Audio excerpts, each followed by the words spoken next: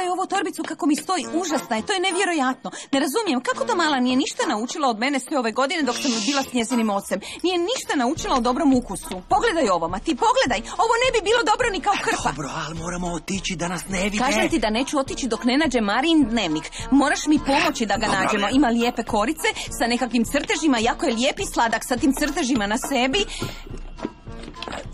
Kao ovo? Da, takav, Mati, nastavi tražiti, naći ćemo ga sigurno, da. Ne, ali zar nije ovo s lijepim Marijinim rukopisom? Da, Mati, s Marijinim rukopisom, to je njezin dnevnik, čiji bi bio, Marijin. To je ovo, zašto ne koristiš mozak? To je ovo, blesava ženo, to je ovo. O, to je to, Mati, ti si genije, tražila sam ga pola sata, idemo, dođi, ajde, idemo.